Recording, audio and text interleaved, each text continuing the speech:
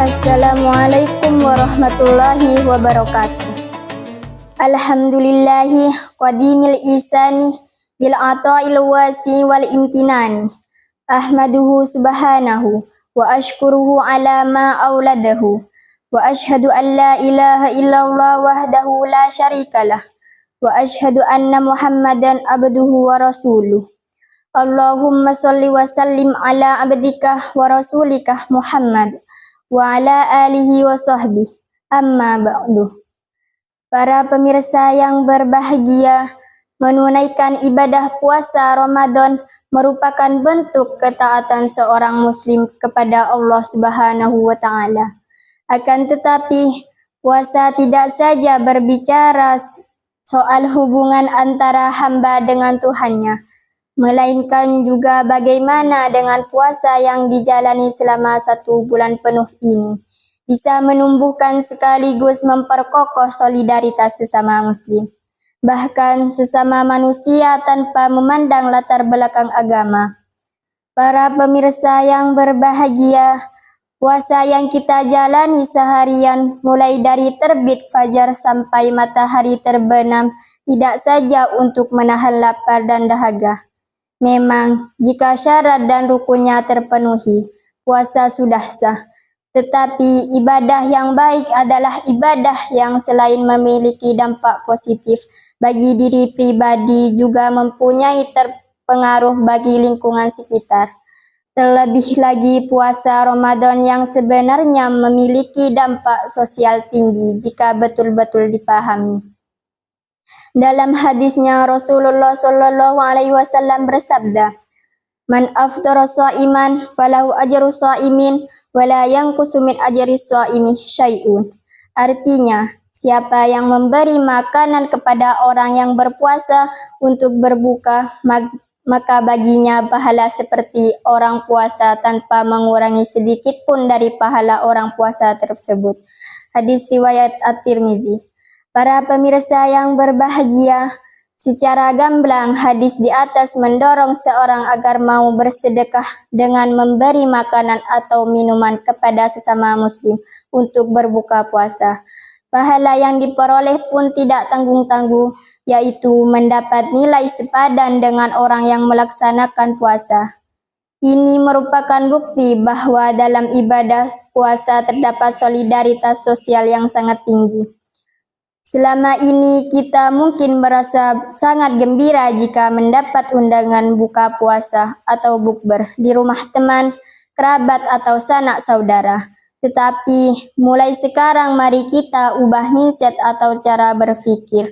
Bagaimana agar bulan puasa tahun ini dan seterusnya tidak hanya menerima undangan bukber gratis, tetapi juga menjadi tuan rumah yang mengundang orang lain untuk menikmati hidangan buka puasa. Para pemirsa yang berbahagia, jika belum bisa memberi banyak, paling tidak mentraktir sahabat sendiri untuk sekadar takjil puasa seadanya. Toh, nilai sedekah tidak saja diukur dari kuantitasnya, besar atau kecilnya, melainkan juga keikhlasan dari pemberi. Malah jika kita berusaha memberi yang banyak tapi tidak ikhlas, sedekahnya akan percuma. Tentu akan lebih sempurna jika kita bisa memberi banyak dan dibarengi niat yang ikhlas pula. Dalam satu hadis yang mendorong umat Islam untuk memperbanyak sedekah di bulan Ramadan disebutkan, An Anasin qila ya Rasulullah ayus sedekati afdol. Qala sedekatun fi Ramadan. Artinya, dari Anas radhiyallahu anhu dikatakan, wahai Rasulullah, sedekah apa yang nilainya paling utama? Nabi menjawab, sedekah di dalam bulan Ramadan. Hadis riwayat At-Tirmizi. Para pemirsa yang berbahagia, berangkat dari hadis di atas, Syekh Muhammad Abdul Rauf Al-Munawi dalam kitabnya Faidul Qadi menjelaskan anjuran memperbanyak sedekah selama bulan Ramadan merupakan bentuk tercurah ruahnya kasih sayang Allah kepada hambanya.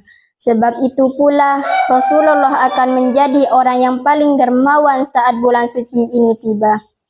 Para pemirsa yang berbahagia, lebih jauh Puasa juga mendidik seorang hamba tidak saja memiliki empati kepada sesama muslim, tetapi juga manusia pada umumnya tanpa melihat latar belakang agama.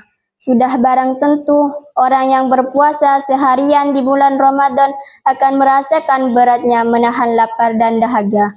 Apalagi jika sudah memasuki waktu zuhur, rasanya badan sudah lemas lunglai, terlebih jika memiliki profesi yang bekerja di jalan seperti ojek online, sopir angkot, dan lain sebagainya.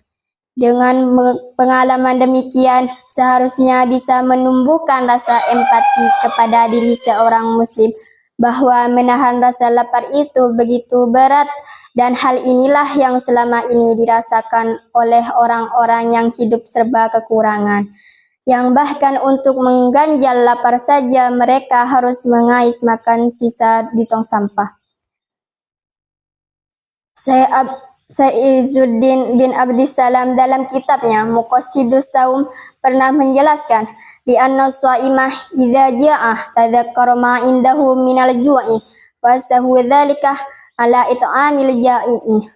Artinya, karena sesungguhnya orang berpuasa ketika dia merasakan lapar, dia mengingat rasa lapar itu. Hal itulah yang memberikan dorongan kepadanya untuk memberi makanan pada orang yang lapar. Para pemirsa yang berbahagia, kita masih mending menahan lapar hanya kurang lebih 13 jam dalam satu hari saat berpuasa. Setelah itu bisa menikmati ragam hidangan bergizi yang kadang sampai kekenyangan hingga sulit beranjak dari tempat makan.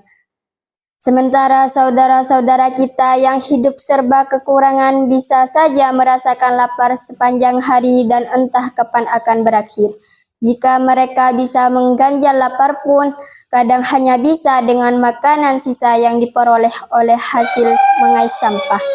Jika kita betul-betul mau mengamalkan kedua hadis Nabi di atas, tentu angka kemiskinan di negara ini perlahan akan menurun. Jangan sampai di bulan yang katanya banyak anjuran ibadah sunnah seperti memperbanyak baca Al-Quran, sholat tarawih, dan sejumlahnya kesunahan lainnya, justru membutakan kita dari ibadah sosial seperti memperbanyak sedekah di atas. Semakin manfaat ibadah bisa dirasakan banyak orang, semakin besar pula pahalanya. Para pemirsa yang berbahagia, lebih jauh lagi prinsip dasar empati dan solidaritas sosial dalam ibadah puasa juga bisa diterapkan dalam banyak hal. Misalnya, solidaritas dalam menciptakan lingkungan yang menanamkan prinsip gotong royong dan bermasyarakat, dan sebagainya. Sekilas puasa memang hanya mendidik rasa empati seseorang untuk memiliki sifat tenggang rasa kepada orang-orang yang hidup berkekurangan. Tetapi jika ditarik ke nilai solidaritas universal, maka puasa juga mengajarkan kepedulian sesama dalam aspek kehidupan sosial yang lebih kompleks.